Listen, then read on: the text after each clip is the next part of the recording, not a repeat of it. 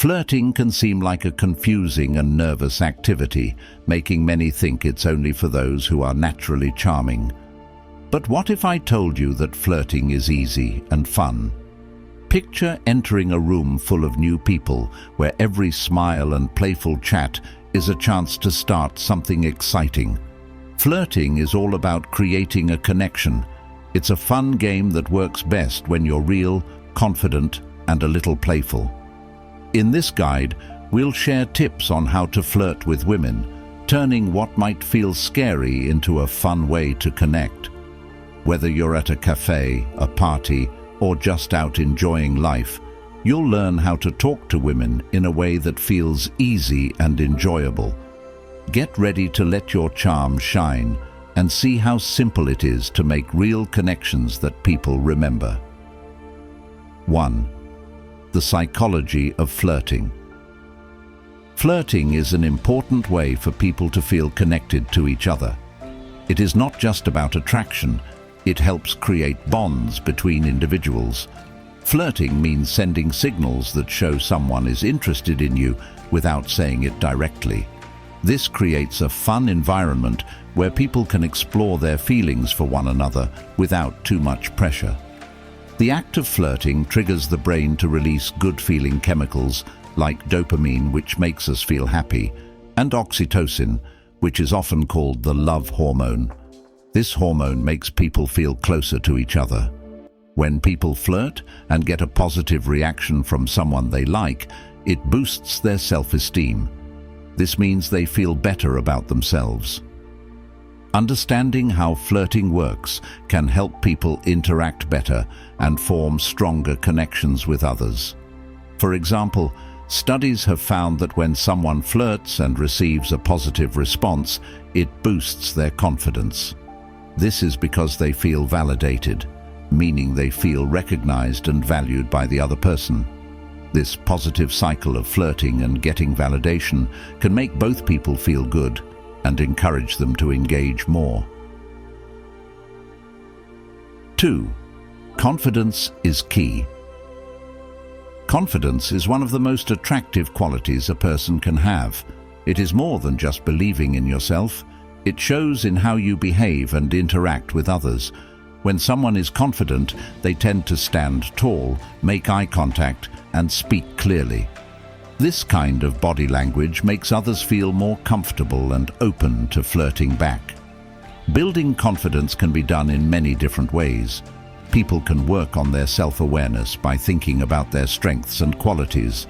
They can also use positive affirmations, which are encouraging statements that help them believe in themselves. Trying new activities like public speaking or joining a club can also help build confidence. When someone believes in themselves, it often encourages others to respond positively to them. This makes the interaction more enjoyable for both people involved. For example, if a confident person approaches someone at a party, it can create a lively conversation where both feel engaged and comfortable. 3. Mastering nonverbal communication. Nonverbal communication is a powerful way to express feelings and intentions without using words. This includes body language, facial expressions, and gestures. In flirting, these nonverbal cues can tell someone a lot about your interest and attraction. For example, maintaining eye contact can create a sense of intimacy between two people. A warm smile can make you appear friendly and inviting, encouraging the other person to engage. Simple gestures, like leaning in closer or lightly touching someone's arm, can show that you are interested in them and help build a connection. It is also very important to pay attention to how the other person responds to your nonverbal cues. If they smile back, lean in, and make eye contact, these are good signs that they are interested. On the other hand, if they look away or seem closed off, it might mean they are not interested, and you may want to change your approach. For instance, during a conversation, if you see that the other person is leaning toward you and maintaining eye contact, it is a sign that they are engaged and interested in what you are saying. This can encourage you to continue with playful banter or move into more personal topics. 4. Crafting engaging openers.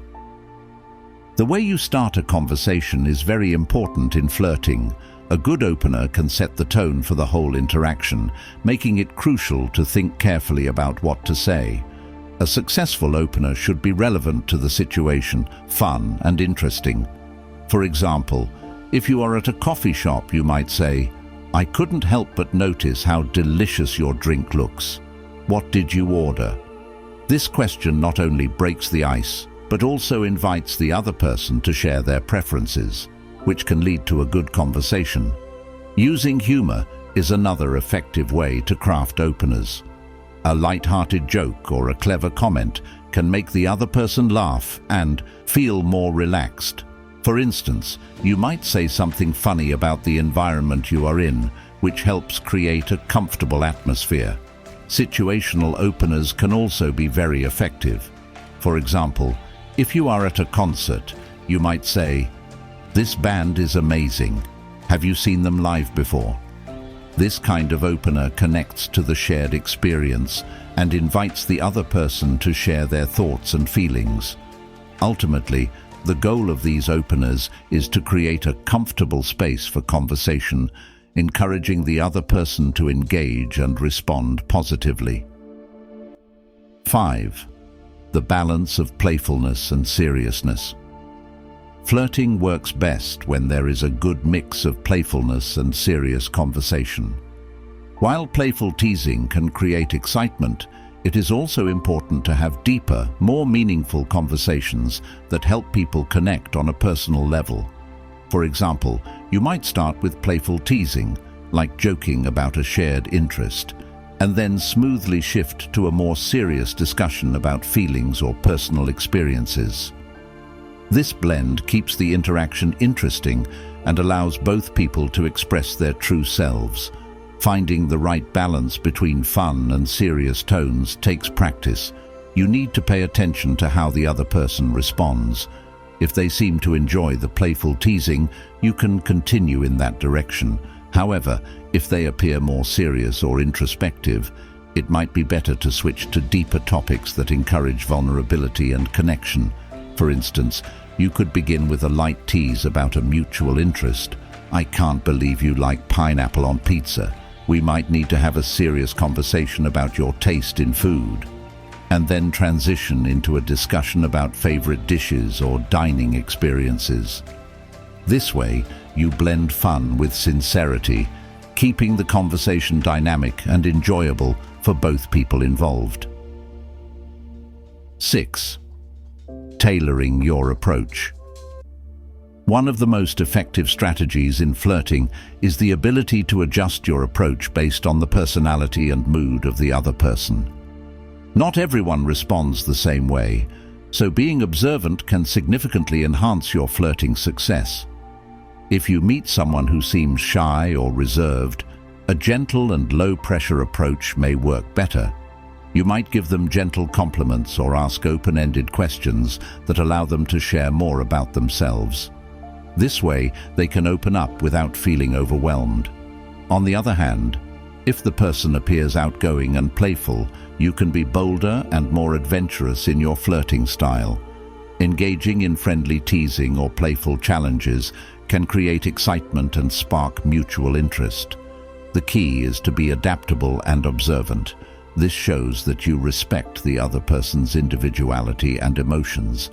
Such consideration can help build a stronger connection and make the flirting experience more enjoyable for both parties. 7. Reading the room. Reading the room means being aware of the atmosphere and mood of the social setting around you. This skill is very important in flirting because it helps you understand how to approach others effectively. For example, at a lively party, a bold and playful approach might be welcomed, while in a quieter place, like a cafe, a more subtle and intimate interaction may be more appropriate. Observing how others are interacting can provide valuable context for your own approach. Additionally, paying attention to the person you are flirting with is crucial. Are they engaged and responding positively, or do they seem distant? If they smile, lean in, and maintain eye contact, it is usually a good sign to continue flirting.